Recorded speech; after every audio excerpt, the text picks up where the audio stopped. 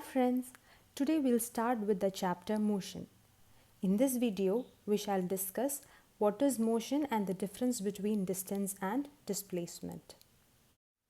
Alright, so let's begin with the chapter.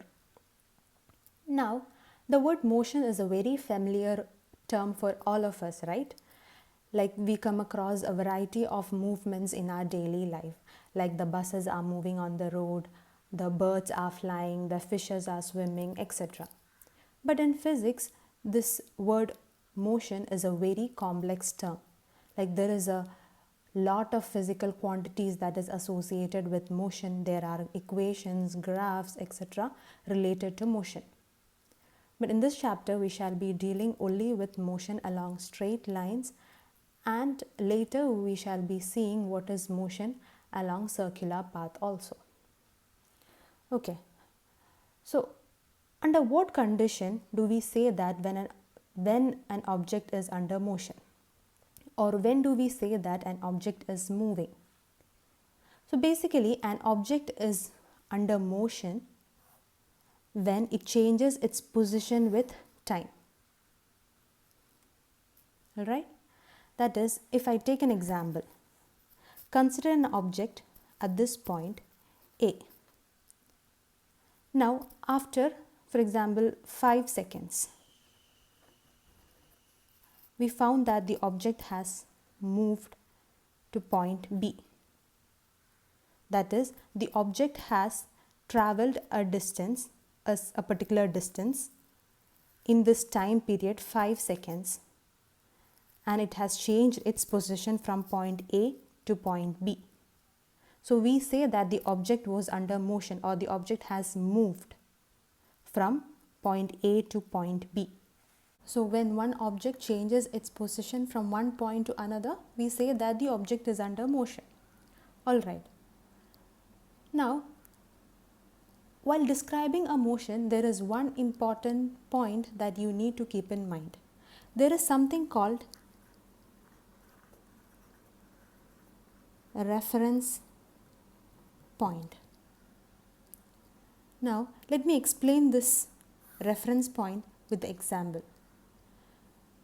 If you say that your home is at a distance of 5 kilometers from railway station, just an example, okay, so that there is a railway station here and this is your home, okay, so you say that your home is 5 kilometers from railway station. So what have you done here? You have located your home in reference to the railway station. That is, you have taken the railway station as the reference point here. Similarly, to locate any object, you need to have a reference point. Reference point is also otherwise called as origin. Now next, we shall see some of the physical quantities that describe a motion. Distance, displacement, speed, velocity and acceleration are some of the physical quantities that is discussed in this chapter. Let me explain all those physical quantities with a very simple example of motion along a straight line. Consider an object at the origin O. This object at origin O has travelled a distance of 25 kilometers and reached point C. Now from point C, it has travelled to point B by travelling 10 kilometers. Again, it has reached point A after travelling 30 kilometers. So now what is the total distance travelled by this object from point O to point A? That is 25 plus 10 plus 30, 65 kilometers. Now the object is at point A, right? Now from this point A, this object has travelled back to point B. So now the object is at point B. So can you say what is the total distance travelled by the object after the complete journey from point O to A and from A to B, that is 65 kilometers, that is O to A. Then from A back to B, that is 30 kilometers. So I can say that the object has traveled a total distance of 95 kilometers.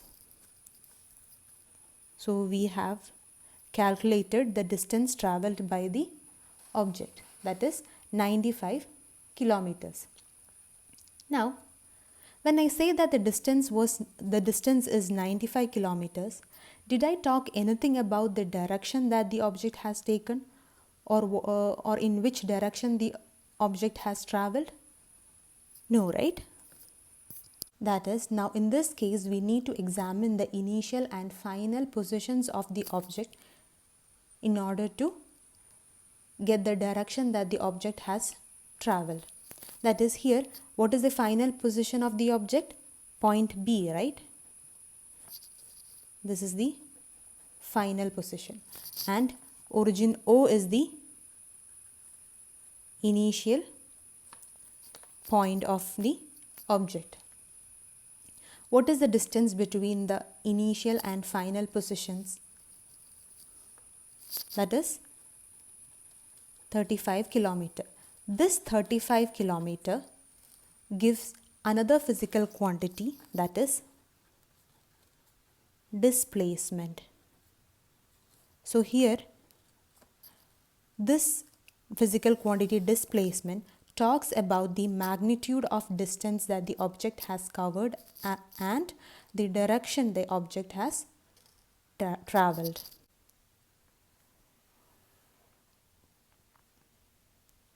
So now I hope that you guys understood the difference between distance and displacement. Distance is the path length covered by any object during its motion. It includes only magnitude, that is the numerical value of the distance covered by the object, and it does not include direction, or it does not talk about any direction. Whereas displacement refers to both magnitude and direction, that is, it has a numerical value and it refers to the direction, that is, it talks about the direction. Now, how do we find displacement? Displacement is the shortest distance between the initial and final points. That is, if you know the final and initial points of the object, then the shortest distance between those 2 points will give you the displacement.